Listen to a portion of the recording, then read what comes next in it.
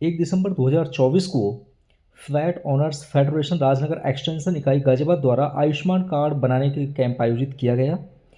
ये कैंप का शुभारंभ आज फॉर्च्यून रेजिडेंसी के प्रथम रूप से किया गया था।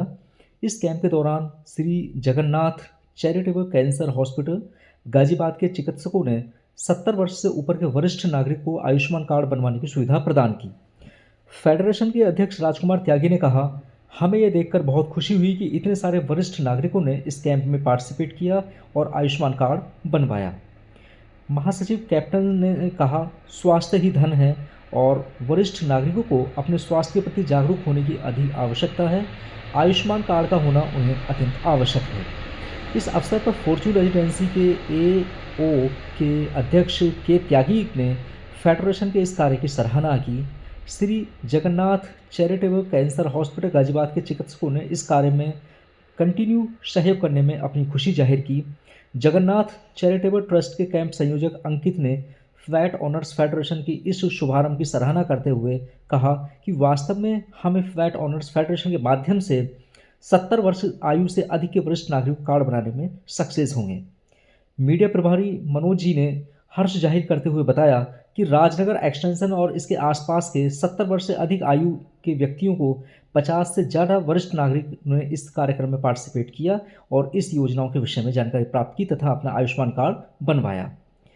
फेडरेशन में औरतों के प्रकोष्ठ अध्यक्षा एवं कैंप प्रभारी डॉक्टर नितिका जी ने बताया कि इस तरह का द्वितीय camp MCR signature height Rajnagar extension में रविवार को 8 दिसंबर 2024 को आयोजन किया जाएगा।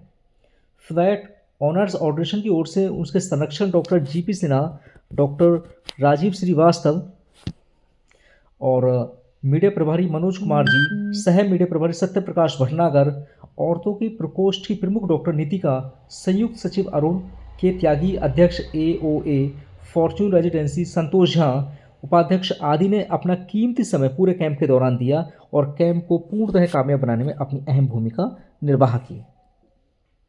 फेडरेशन इस तरह के कार्यक्रम को आगे भी आयोजित करता रहा है और समाज में विभिन्न वर्गों को ये कामयाबी पहुंचाता रहा है।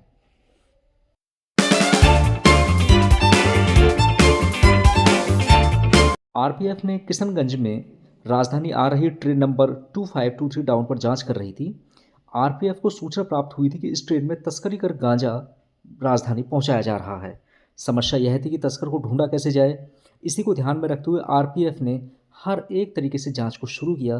तभी उन्हें दिखाई दिया कि एक यात्री पुराने कपड़े पहने हुए किंतु एक ब्रांडेड सूटकेस पकड़े हुए अंदर घुस रहा है। उनका दिमाग घूमा तो उन्होंने जब उसको ओपन कराकर देखा तो उसमें उन्हें तकरीबन 13 केजी गांजा बरामद हुआ, जिसे तुरंत जीआरपीएफ को दे दिया गया और उस व्यक्ति के अगेंस्ट में एफआईआर दर्ज कर उसे अंदर भेज दिया गया है।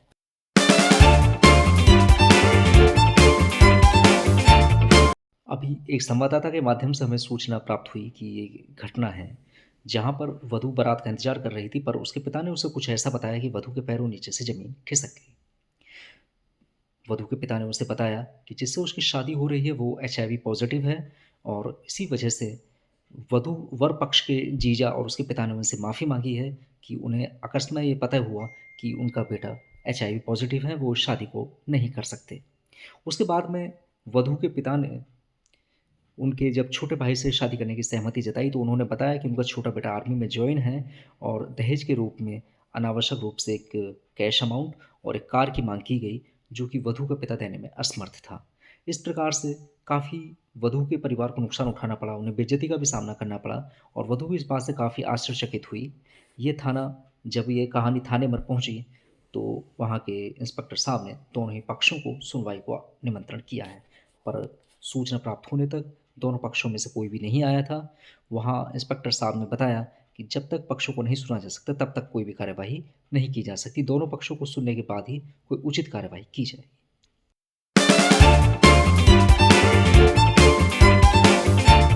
आंध्र प्रदेश सरकार ने वक्फ बोर्ड को एक अहम डिसीजन दिया। नायडू सरकार ने जगनमोहन सरकार द्वारा गठित वक्फ बोर्ड को पूर्णतः भंग कर दिया गया है और इसका आदेश भी जारी कर दिया गया।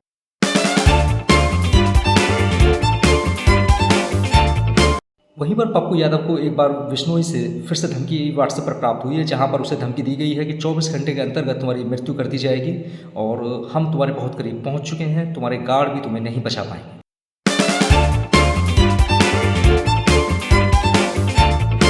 कश्मीरी मुद्दे को देखकर देश खुद के ही देश पर भड़क उठा पाकिस्तान का यह शख्स कहा, सारे मुजाहिदीन क्या हमारे यहीं पैदा होते हैं। वास्तव में हुआ क्या कि इसके बावजूद पड़ोसी देश कश्मीरी की रट लगाते हुए देखा जा सकता है, वहीं के हुक्मरानों से आवाम तक सभी कश्मीर का ख्वाब पाकर देखते हैं। इसी मुद्दे को पाकिस्तानी यूट्यूबर शोएब चौधरी ने अनेक वहाँ के निवासियों से प्रतिक्रिया मांगी। इस पर जब उन्होंने एक शख्स से पूछा कि आप कश्मीर का क्या करेंगे, तो उसने कहा कि वो कश्मीर को मर भी सकता है। ये जवाब सुनकर शोएब चौंक गए। शोएब चौधरी ने पाकिस्तान के आवाम से कश्मीर को बारे में के नज़रिए को जानना चाहा और कई शख्सों से बात की। वहीं उन्होंने एक पाकिस्तानी नेता का इंटरव्यू भी सुना, जिसमें वो कह रहे थे भारत कश्मीर में उन्नति करके वहाँ के व्यक्तियों को चुप करा रहा है। इस बात पर शख्स ने कहा कि हम भी चाहते हैं कि पाकिस्तान की सरकार भी कुछ उन्नति करे, जिससे हम भी चुप हो जाएँ। उस शख्स ने कहा कि मुझे दिखता है कि यहाँ की सरकार कुछ नहीं करेगी, वो सिर्फ़ कश्मीर के बारे में बयानबाज़ी करेगी।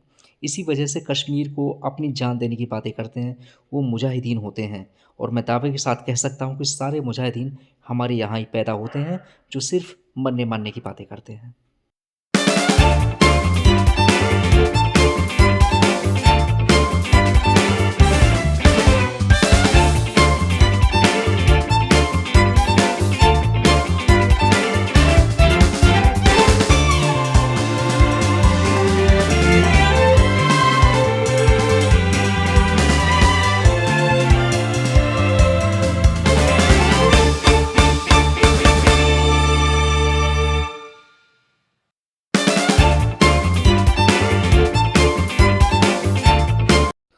वहीं राजधानी में के शाहदरा क्षेत्र में बढ़ते वाहन चोरी की घटनाओं पर एक्शन करते हुए एक चोर को गिरफ्तार किया गया है। साथ ही चुराए हुए 3 वाहनों को भी बरामद किया गया है। डिपार्टमेंट ने बढ़ती चोरी की घटनाओं पर एसआई विक्रांत चौधरी के नेतृत्व में एक टीम का गठन किया था। टीम को शाहदरा एरिया के विभिन्न क्षेत्रों में सक्रिय ऑटो चोरों की गतिविधियों पर नजर रखने को कहा गया। संदिग्धों की पहचान करने का काम सौंपा गया। गुप्त सूचना के आधार पर टीम ने राजीव गांधी के पास में अपना एक नेट बिछाया और तौफीक अहमद नाम के एक आरोपी को गिरफ्तार किया। उसके पास से एक चोरी की गई रेड रंग की टीवीएस अपाचो बाइक बरामद हुई, जिस पर फर्जी नंबर था और इंजन नंबर में छेड़छाड़ की गई थी। जांच में पता हुआ कि यह बाइक शाहीन बाग थाना क्षेत्र से चोरी की गई थी। आरोपी की निशानदेही पर जब शाहदरा के आसपास के क्षेत्रों के निकट देखा गया, तो वहां पर चोरी की 2 स्कूटी भी बरामद की गई। इनमें से एक सफ़ेद रंग की थी और दूसरी अन्य रंग की थी। पूछताछ में आरोपी तौफीक अहमद ने बताया कि वह एक फैक्ट्री में काम करता था और शराब का आदी था। वह अपनी बुनियादी ज़रूरतों को पूरा करने को चोरी करना शुरू कर दिया और चोरी की हुई बाइकों को अपने आसपास के व्यक्तियों को बेचकर पैसा कमाता था। उसने यह भी स्वीकार किया कि वह गाज़ियाबाद में भी चोरी के एक केस में फंस चुका है।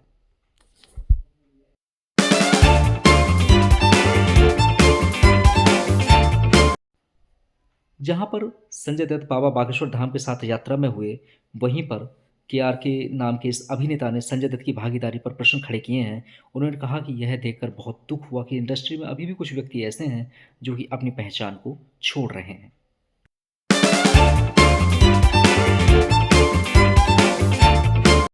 भारत और ऑस के बीच में हो रहे टेस्ट सीरीज में अब दूसरे मैच में रोहित शर्मा एक बार फिर टीम में वापस करेंगे। पीछे कुछ दिनों में पत्नी रितिका के पास में थे और उनके दरवाजे पर खुशियों ने दस्तक दी है। रोहित शर्मा की वाइफ रितिका ने बेटे को जन्म दिया, जिसकी वजह से रोहित पर्थ टेस्ट का मैच नहीं कर पाए थे। अब रोहित के बेटे का नाम भी सामने आ गया है। एक पोस्ट की माने तो रोहित और रितिका ने अपने बेटे का नाम आहान रखा है, जो विराट के बेटे अकाय से काफ़ी मैच खाता है।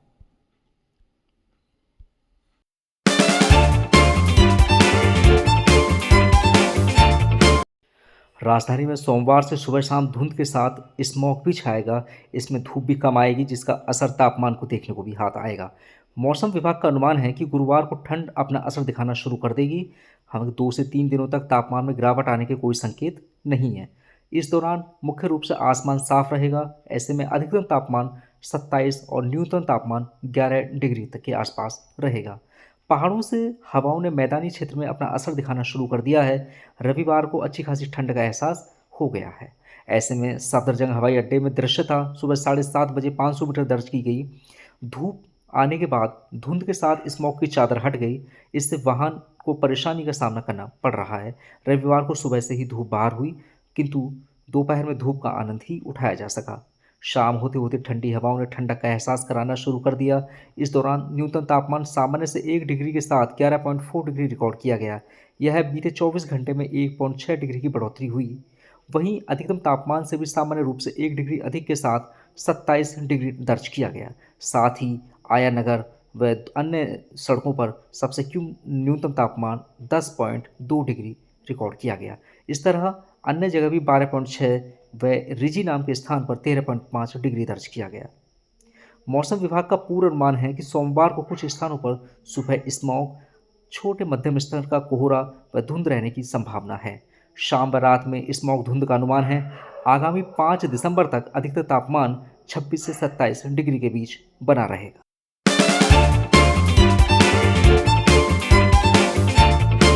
15 दिसंबर से यमुना एक्सप्रेस पे छोटे वाहनों की गति सीमा 100 km प्रति घंटा से घटाकर 75 km प्रति घंटा कर दी गई है। बड़े ट्रकों की गति सीमा 80 km प्रति घंटा से घटाकर 60 km प्रति घंटा कर दी गई है। नोएडा ग्रेटर नोएडा एक्सप्रेस पे छोटे वाहनों की गति सीमा 100 km प्रति घंटा से घटाकर 75 प्रति km कर दी गई है। वहीं भारी वाहनों की गति सीमा 60 km से हटाकर 50 km प्रति घंटा कर दी गई है। यह स्पीड पार करने पर, क्रॉस करने पर छोटी कारों पर 2,000 रुपये का जुर्माना तथा वहीं बड़ी और भारी वाहनों पर 4,000 रुपये का जुर्माना किया जा सकता है।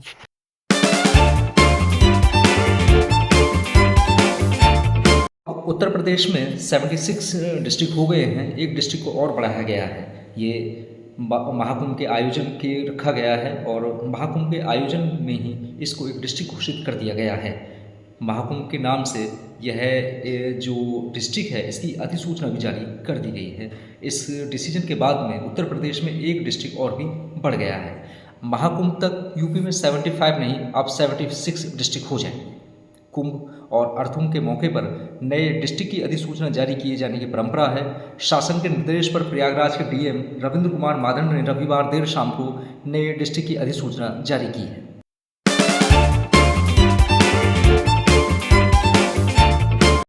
कानपुर में एक शादी समारोह से वापस आ रही एक युवती को कार सवार ने टक्कर मारी। टक्कर इतनी जोर से थी कि युवती के बनने के आसार बहुत कम हैं।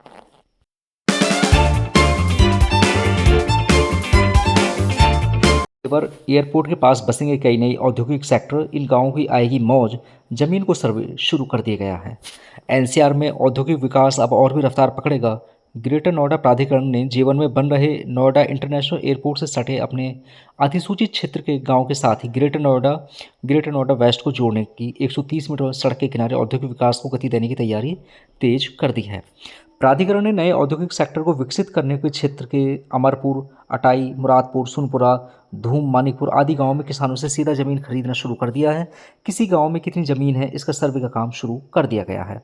वास्तव में नोएडा इंटरनेशनल एयरपोर्ट से आगे नेक्स्ट ईयर हवाई जहाज़ों की उड़ान शुरू कर दी जाएगी। इस डिस्ट्रिक्ट में औद्योगिक निवेश की संभावनाएं बढ़ रही हैं। राष्ट्रीय और अंतर्राष्ट्रीय स्तर की कंपनी यहां निवेश करने की इच्छुक हैं, किंतु प्राधिकरण के पास जमीन की उपलब्ध न होने की वजह से उद्योगों और संस्थागत परियोजनाओं को आवंटन करने में दिक्कतें आ रही हैं। इसको देखते हुए प्राधिकरण एयरपोर्ट से सटे गाँव यानी ग्रेटर नोएडा ईस्ट में औद्योगिक सेक्टर विकसित होने की पूरी संभावना तेज कर दी गई हैं। इस संबंध में CEO रवि कुमार NG द्वारा संबंधित विभाग के अधिकारियों को दिशा निर्देश दिए गए हैं। एयरपोर्ट से सटे गांव के साथ ग्रेटर नोएडा व ग्रेटर नोएडा वेस्ट को जोड़ने वाली 130 मीटर सड़क के किनारे औद्योगिक सेक्टर विकसित करने के लिए किसानों से सीधी जमीन खरीदी जाएगी। CEO के निर्देश पर काम शुरू कर दिया गया है। 10 से अधिक गाँव में जमीन का सर्वेक्षण करने के अकाउंटेंटों को कार्य सौंप दिया गया है और उसकी बातचीत किसानों से भी हो रही है। बाजार दर से काफ़ी मुआवजा कम होने की वजह से किसान अभी जमीन देने को तैयार नहीं है। किसानों की मांग है कि बाजार दर के हिसाब से मुआवजा दिया जाए। प्राधिकरण ने कुछ माह पूर्व गाँव में कैंप भी किए थे, किंतु कोई कामयाबी प्राप्त नहीं हुई। प्राधिकरण 4125 रुपये प्रति वर्ग मीटर की दर से जमीन खरीद रहा है, जबकि बाजार भाव कम से कम 15,000 रुपये प्रति वर्ग मीटर है। ग्रेटर नोएडा प्राधिकरण की योजना अप्रॉक्सीमेट 500 हेक्टेयर जमीन खरीदने की है, जिससे कि आगामी परियोजनाओं को लैंड बैंक तैयार किया जा सके। शासन द्वारा उद्योगों की जमीन आवंटन की नीति को अंतिम रूप दिए जाने के बाद यह योजना पूर्ण रूप से मार्केट में दे दी जाएगी। ग्रेटर नोएडा प्राधिकरण के सीईओ रवि कुमार एनर्जी ने कहा, उद्योगों और संस्थागत सही अन्य परियोजनाओं को किसानों से सीधे जमीन खरीदने की प्रक्रिया शुरू हो रही है। एयरपोर्ट से सटे हुए औद्योगिक विकास को बढ़ावा देने को कार्य किया जाएगा। 130 मीटर सड़क के किनारे उद्योगों को जमीन आवंटित की जाएगी। सर्वेक्षण किया जा रहा है।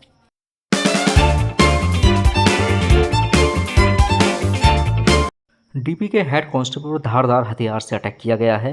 ये एक हफ्ते में दूसरी वारदात है। वास्तव में ये घटना उत्तर पूर्वी राजधानी के उस्मानपुर क्षेत्र की है। इससे पूर्व पिछले सप्ताह में गोविंदपुर के बदमाशों ने एक पुलिस कांस्टेबल को चाकू से गोदकर हत्या कर दी गई थी। जानकारी के अनुसार शनिवार को राजधानी के न्यू उस्मानपुर में एक बदमाश ने डीपी के एक हेड कांस्टेबल को पेट्रोलिंग के दौरान धारदार हथियार से अटैक कर दिया। घटना के कुछ देर बाद ही आरोपी मोहम्मद को मुठभेड़ करके उसे गिरफ्तार किया। यह अटैक दक्षिण पूर्वी राजधानी के गोविंदपुर में एक कांस्टेबल को चाकू घोंपकर हत्या के एक सप्ताह बाद हुआ। इस मैटर में अटैकर को बाद में पुलिस हिरासत में भेज दिया गया है। मुठभेड़ के बाद उस्मानपुर से कुख्यात बदमाश भी धरा गया।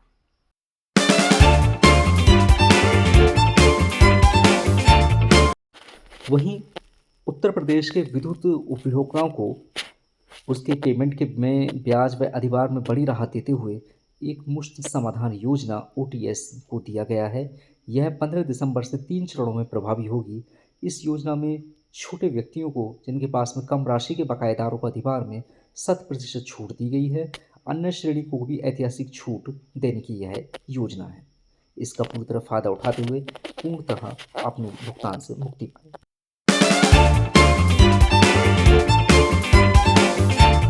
शिकागो में एक भारतीय छात्र की हत्या बंदूक से कर दी गई है। कुछ महीने पूर्व ही वह मास्टर डिग्री प्राप्त करने को अमेरिका गया था। इस घटना के बाद से परिवार सदमे में है और सब वापस पाने को सरकार से बार बार गुहार कर रहा है।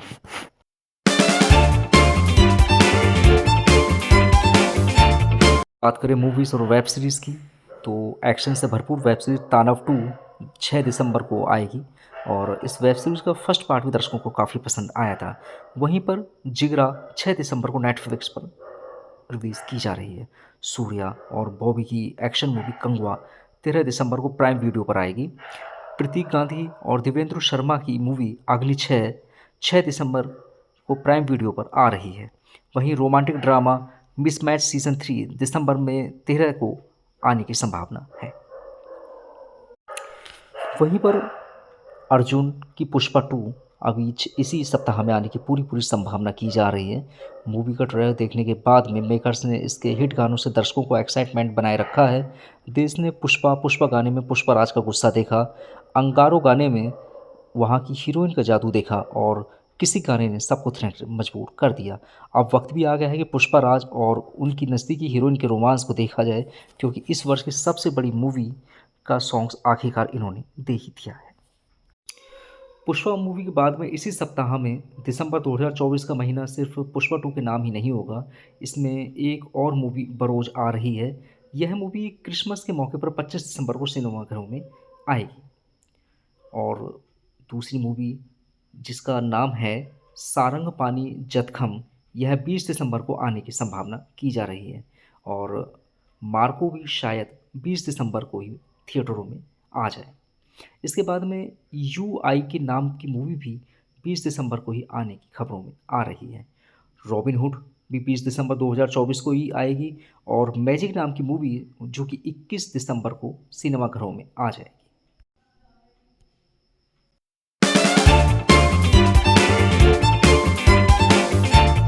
यह घटना बिहार के सीतामढ़ी थाना अध्यक्ष एवं अंचलाधिकारियों के बीच जमकर मारपीट की घटना की है। घटना परिहार प्रखंड की है जहां थाना अध्यक्ष राजकुमार गौतम एवं परिहार CO मौनी कुमारी के बीच जमकर मारपिटाई हुई। मैटर जब सामने आया तो उसको जांच की टीम गठित कर दी गई है। स्थानीयों की माने तो थाना अध्यक्ष के द्वारा अंचलाधिकारी को शराब भ्रष्टीकरण को कहा गया था, जिस पर अधिकारी द्वारा थाना अध्यक्ष की चप्पल निकालकर पिटाई करना शुरू कर दिया। थाना अध्यक्ष और CO के बीच हुए विवाद की सूचना सीतामढ़ी DM रिची पांडे एवं वरिष्ठ अधीक्षक मनोज कुमार तिवारी के साथ सदर SDM संजीव कुमार मौके पर पहुंचे और जांच में जुट गए।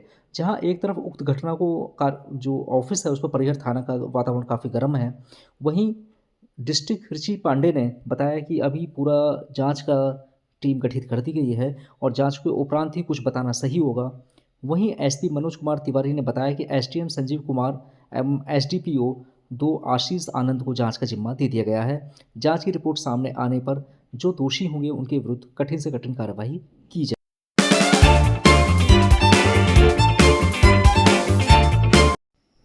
माना जाता है कि बाप बेटी का रिश्ता इतना पवित्र है जिसके आगे दुनिया के सारे रिश्ते फीके पड़ जाते हैं, किंतु समाज में आज कुछ ऐसा हो रहा है जो दुनिया के सबसे पवित्र रिश्तों को भी तार तार कर देते हैं। अभी ऐसी ही एक घटना सामने आई है जहां पर 24 वर्ष की एक बेटी ने 50 वर्ष के अपने एक पिता से शादी की, और शादी करने के बाद जब उनसे प्रश्न पूछा गया कि आपने ऐसा क्यों किया, तो उन्होंने बड़े ही बेबाक तरीके से जवाब दिया कि कोई क्या सोचता है या क्या हमारे विषय में करता है, हमें उससे कोई फ़र्क नहीं पड़ता।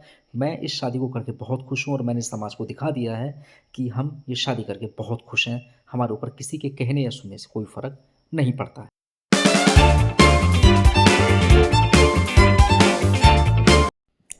अपनी पदयात्रा के दौरान राजधानी के पूर्व मुख्यमंत्री अरविंद जी पर एक अटैक किया गया, जहां पर कोई पदार्थ उन पर फेंका गया, जिसे बाद में पानी बताया गया है। वहीं पर आपके कुछ अधिकारियों ने इसको भाजपा का जिम्मेदार ठहराया। उनका कहना था कि वो अरविंद जी को नुकसान पहुंचाना चाहते हैं। उस व्यक्ति को जिसने कि अटैक किया था, उसे अरेस्ट करके अंदर भेज दिया गया है।